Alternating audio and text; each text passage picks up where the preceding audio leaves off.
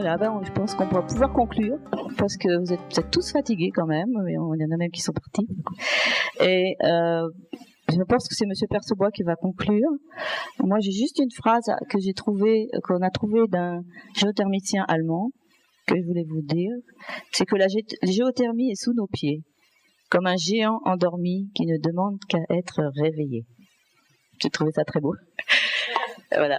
Alors vous, Monsieur Percebois, ou est-ce que vous voulez qu'on fasse un petit peu une petite conclusion et des questions aussi? On a là le temps de répondre à 2-3 questions, bien sûr. Monsieur, vous vouliez peut-être tout à l'heure poser une question, je pense qu'on vous a oublié, non? C'est le moment. Profitez-en. Vous n'aurez plus Monsieur Lazare et Monsieur Percebois avant longtemps, car ils viennent de très loin, Toulouse. On va commencer par c'est pas Daniel, non, c'est pour monsieur. Ah, d'accord. Alors, une petite question. Il y a des sources de chaleur avec des gens qui cherchent à évacuer leurs calories. Je pense par exemple aux data centers. C'est dans le même domaine. Et est-ce qu'il y a des projets dans le secteur? Oui, il peut y avoir des projets. En fait, ces gens-là ont des besoins effectivement de climatiser leur bâtiment. En fait, oui, mais aujourd'hui, en fait, la problématique, c'est soit ça s'inscrit dans un développement avec la région ou avec une zone d'activité et qui fait qu'on pense global. Et en passant global, ça veut dire qu'il va falloir récupérer cette énergie et la renvoyer. C'est extrêmement facile en géothermie. Il suffit de venir capter. C'est de l'énergie fatale qu'on n'utilise pas et qu'on peut récupérer. Ça se fait sur la boucle tempérée d'ailleurs.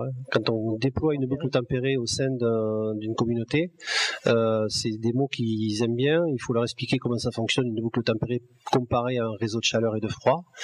Et à partir de là, ça veut dire que la boucle tempérée, elle va s'occuper de faire d'une mutualisation d'énergie entre les bâtiments. Et dès qu'on parle de mutualisation d'énergie, ça veut dire chaud, froid, enfin tout confondu. Et là, ça rentre dans le cas. Donc ça veut dire effectivement des questions juridiques derrière de revente de chaleur, parce que moi, je suis le propriétaire du data center. Si vous venez me voir en disant votre chaleur m'intéresse, je vais peut-être une question que j'avais pas pensé, je vais dire je vais vous la facturer. Alors que je la perdais jusque-là. Donc il y a des notions effectivement de revente d'énergie qui sont en train d'arriver de plus en plus sur la table. On les voit effectivement sur des boucles tempérées. Et ça intéresse aussi les villes, parce que du coup, il y a de l'énergie un petit peu partout quand on regarde. Les eaux usées, la chaleur fatale. Voilà. Alors une chaleur fatale de climatisation, c'est beaucoup plus difficile à récupérer quand même, puisque ça rejette dans l'air, donc c'est beaucoup plus difficile. Ah oui. Il y a d'autres technos, mais ça peut coûter vite cher. Mais voilà, après, il existe, vous l'avez compris, je pense, une multitude importante d'aller récupérer l'énergie, de la restituer. Voilà, après de la chaleur. On l'a sous nos pieds partout, c'est clair que c'est un géant endormi. Nous on en a parlé à l'association, c'est un géant endormi qui est souvent aujourd'hui sous-exploité. Il va de toute façon, il est en train d'arriver timidement, parce qu'en fait on est sur des nombres de packs vendus ou des nombres de projets qui sont encore faibles. Nous à l'association on parle quand est-ce qu'on va faire le break. Par exemple moi j'aimerais revenir avant que je sois à la retraite d'ici une quinzaine d'années, revenir dans une salle et de dire à Montpellier il s'est fait 25 000 installations cette année. Voilà. Quand on en sera là, 25 000, ça veut dire qu'en fait il y aura des installateurs partout, des foreurs à tous les coins de rue, parce que la problématique elle va être foreur, et elle est aujourd'hui foreur pour développer la géothermie. Quand je dis elle est problématique, c'est pas problématique du foreur lui-même, c'est la problématique du nombre de foreurs en France. Ouais. Il y en a combien en Suisse d'ailleurs par rapport à la France? C'est très incroyable. En France, on en a entre 50 et 60 foreurs qualifiés, qui est pas beaucoup. Bah, en Suisse, il est plus petit, mais on en a à peu près 70-80. Voilà. En Allemagne, il y en a 300. Voilà. Non, il faudra. Nous, on est en train de réfléchir. On est deux sociétés. Nous, Axanta et Celsius, en fait, on vient de signer en fait un contrat et on va développer développer des machines de forage, parce qu'on voit effectivement que la problématique elle va être forage. Parce que demain matin, moi j'ai des chantiers en ce moment là où en fait on doit faire 350. Il y en a un où je dois faire 350 forages à 170 mètres. Qui j'appelle moi en France? Je sais pas qui appeler. Aucun foreur en France est capable de le faire. Aucun.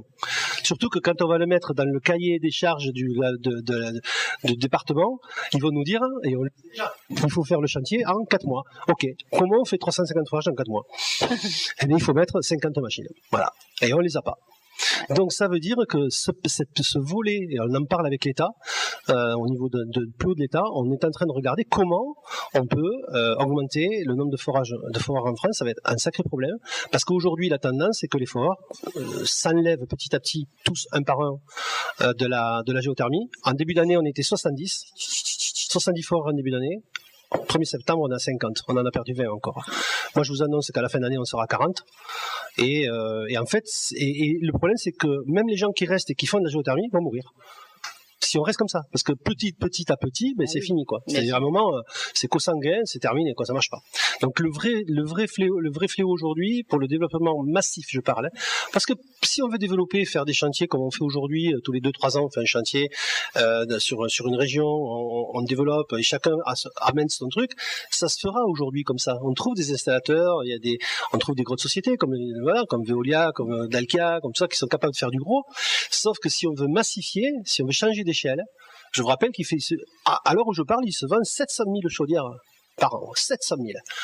Donc si on veut faire de la chaudière gaz. Enfin, chaudière tout confondu, mais le fuel, il n'y en a plus beaucoup. Mais ça veut dire que la transition énergétique, on parlait de transition avec le département tout à l'heure, la transition, elle se fera, moi, quand on va commencer à changer d'échelle et de dire on fait plus 3000 pompes à chaleur. On en fait 30 000 pour revenir à ce qu'on faisait il y a 10 ans, mais on en fait 300 000. Si on en fait 300 000, si on regarde ça, ça veut dire qu'il faut avoir un œil qui est pas macro dans une région qui est nationale. Comment les industriels peuvent tenir la parade? Parce que si demain matin il y a 300 000 machines à faire, comment on les fait? Des pompes à chaleur. Comment on fait les forages? Parce qu'il faut une géothermie égale le forage. Ça veut dire qu'il y a une vraie problématique sur le forage. Je sais qu'actuellement il y a des grosses discussions à Vinci Énergie Monde pour en fait changer leur cœur de métier, parce qu'ils sont très forts pour faire des pieux de fondation pour les bâtiments, c'est leur métier. Et ils sont en train de regarder pour changer d'échelle. Eux, rien qu'en France, ils ont 400 machines. Si demain matin, on amène ces gens-là sur la géothermie, ben moi je vous le dis déjà, c'est que le prix du forage va baisser. Et, eh ben oui, parce que c'est le nombre qui va faire que, voilà, à revenir à des valeurs qui peut, parce que on va industrialiser la chose et on ne pourra gagner que si on industrialise. Voilà, c'est compliqué. Mais en fait, c'est savoir si on veut vraiment changer d'échelle ou pas. Voilà. Oui, une question. Sinon, je vous ai parlé de notre expérience, mais après l'investissement reste quand même une barrière. Autant le photovoltaïque, à force, le prix du kilowatt crête baisse parce que ça s'industrialise, mais comment un forage faire baisser des coûts? Vous voyez ce que je veux dire? Ça restera toujours la principale difficulté, et sans subvention malheureusement. Et c'est là que j'expliquais. Quel est votre point de vue du coup? Mais c'est là que j'expliquais que toutes les technologies qui montrent aujourd'hui, qui permettront de passer le cap en massifiant, on le voit, hein, l'ATES beaucoup moins parce que c'est compliqué, mais le BTS en niveau stockage, c'est celui qui va arriver, je vous le dis. Hein. Tout va arriver parce qu'en fait c'est le seul qui permet de diviser par 3, en règle générale, entre 2 et 4, donc en moyenne 3. Pour être très raisonnable, par 3 la taille d'un champ de sonde. Donc quand vous divisez par 3 le nombre de forages, vous divisez par 3 l'investissement des forages. Donc un chantier où il y avait 1 million de forages, il y a 300 000 euros de forage. C'est clair et net, sans changer le prix du forage aujourd'hui. Et on revient dans des calendriers plus faciles, et on voit aujourd'hui que toutes les sociétés qui s'intéressent à ça, pas que la nôtre, hein, tous, hein, moi je connais au moins une dizaine aujourd'hui en France, qui sont en train d'investir énormément là-dessus, avec des centres de recherche, pour en fait valider tout ça, en fait. Donc tous les bâtiments sont évidemment avec du data, et en plus on part sur une solution qui est pas connue. Elle existe depuis 70 ans. Donc c'est simplement qu'il fallait, pareil, on a été en relation avec les 2 logiciels aujourd'hui d'Europe qui sont utilisés par n'importe quelle personne qui fait de la géothermie, pour dimensionner son géothermique. On est allé les voir en Suisse, et en fait ça y est, ils vont sortir en début d'année prochaine les modules pour faire dimensionner du BTS. Parce que ça fait 40 ans qu'ils dimensionnent de la sonde géothermique normale. Donc ça va être un des points qui va arriver. L'autre point pour massifier, c'est la boucle tempérée, parce qu'elle peut mutualiser les captages. On n'est pas obligé de faire la totalité de la puissance avec des sondes géothermiques. On peut coupler des steps, on peut coupler des data centers dessus, mutualiser les bâtiments entre eux. En fait, on est dans une quête de réduire au maximum la partie captage, parce qu'on sait celle-là, c'est celle qui coûte la plus cher.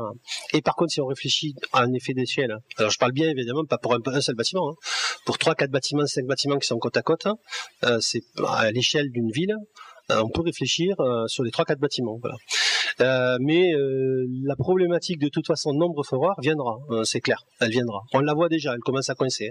Ouais. Sur certaines régions, elle commence à coincer. Je voulais vous dire aussi qu'on n'a pas parlé d'une autre type de géothermie, puisque c'est l'aquathermie, c'est-à-dire la géothermie sur le lac Léman, par exemple, va chauffer 10 000 logements en Suisse. Vous avez la thalassothermie qui commence à embaucher la Grande Motte, donc c'est par rapport à l'utilisation de l'eau de mer. Voilà. La mer, effectivement, on est le seul pays en Europe à avoir 1200 km de côte, hein, et on l'utilise pas. C'est la mer, elle est là, si vous renseignez, il y a le projet à Marseille qui est magnifique, hein, c'est un projet sur le port de Marseille où en fait il y a 7 MW qui ont été installés de chaud, 8 ou 9 MW de froid qui en fait ils prennent l'eau dans le port de Marseille, ils rejettent dans le port de Marseille, ils prennent 3 degrés sur le port, sur la quantité d'eau qu'ils prennent, c'est insignifiant par rapport à la quantité d'eau du port. Hein. Et en fait, il y a un réseau de chaud et de froid qui fait 7-8 km, hein, qui alimente je ne sais plus combien de bâtiments. Enfin, ça se retrouve sur Internet, vous avez toutes les données. Voilà. Sofia Antipolis va être chauffée l'année prochaine, va être chauffée avec le plus gros réseau de France en géothermie. Mais l'avantage, ils ont la nappe qui est à 40 mètres dessous, donc et elle sort 800 mètres cubes. Donc 800 mètres cubes, ça rigole plus quoi. Et puis le Havre, avec le quai Vauban, chauffé, le palais des congrès du Havre est chauffé par le quai Vauban. Pareil. Non, il y a vraiment, on voit une ouverture vers des possibilités nouvelles. Donc, il faut vraiment foncer là-dedans. Voilà. Oui, pour ajouter, le problème des foreurs, nous on commence à le voir sur Toulouse, parce que il y a une demande qui explose, hein, comme je vous dis, la région, le département, il y a beaucoup de gens pour qui ça devient la norme de faire de la géothermie. On commence à avoir une tension sur les foreurs, il y a des très gros projets qui arrivent, des projets à 500 forages à 150 mètres, là il y en a 2 sur la proche région toulousaine. Aujourd'hui, 500 forages, c'est la capacité totale de l'Occitanie en termes de forage par an. Donc vous imaginez qu'un projet à 500 forages, on ne sait pas faire. Alors, en tout cas, on ne sait pas faire une marche aussi violente. Hein. Donc, parce que s'il y a une consultation, un foreur ne va pas investir dans 10 foreuses pour faire ça s'il n'est pas sûr d'avoir le truc. Et à partir du moment où il est sûr d'avoir le truc, il faut 9 mois, 1 an pour acheter des foreuses et former les gens pour pouvoir être opérationnel. Donc vous voyez, c'est pas évident de faire une montée aussi rapide et aussi violente en termes de capacité de forage.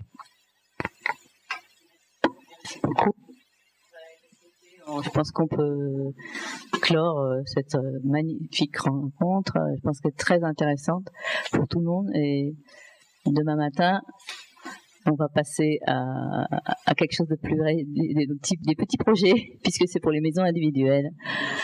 Voilà. Vous voulez dire quelque chose pour conclure encore ? Merci à vous de nous avoir fait cette tribune, et puis pour les gens surtout de la salle, parce que voilà, il faut parler de géothermie. Oui. Parce que ça suscite. Enfin, en fait, il faut susciter l'envie juste de faire au moins. Moi, ce que je dis au moins à un élu, c'est n'écartez pas et faites au moins faire une étude, même juste une étude qui vaut même 1000 €, un go-no-go juste au départ. Juste un truc qui va pas coûter cher. Oui. Quand je vois des élus qui vont dépenser 10 000 € pour leur dire s'il y a de l'eau ou pas, ils vont aller chercher un bureau d'études sous-sol, alors qu'il suffit d'aller sur le site Infoterre et de dire qu'il n'y a pas d'eau.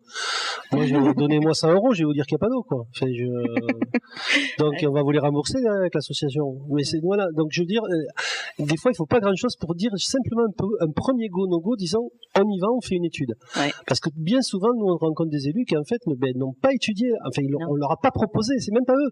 Non, mais en plus, et souvent, on se rend compte que c'est les élus eux-mêmes qui provoquent la question à l'équipe technique, au bureau d'études, à l'archi, pour imposer grosso modo la géothermie. Donc, et c'est là où en fait c'est pas encore simple, parce que la profession, quand je parle profession, moi je parle au niveau national, hein, évidemment, quand on a certaines personnes dans certaines régions qui sont leaders en matière BE, tout ça sur la géo et qui la proposent, mais si on prend le plan national, en fait on se rend compte que c'est très peu proposé. Donc c'est des journées comme ça permettent aussi de parler de géothermie. Il faut ouvrir les portes de l'installation de. Moi j'ai rencontré l'installation du département avec Dalca, c'est une super installation, quoi. Voilà, c'est bien fait, quoi. On aurait préféré la faire, mais ils l'ont fait. Bon, mais voilà, mais par contre c'est une belle installation. Voilà. On viendra la visiter, puisque c'est proposé. Redites-moi la date. 4 novembre, enfin c'est Yvonne qui connaît la date des visites, va vous le proposer en sortant, et n'hésitez pas à vous inscrire.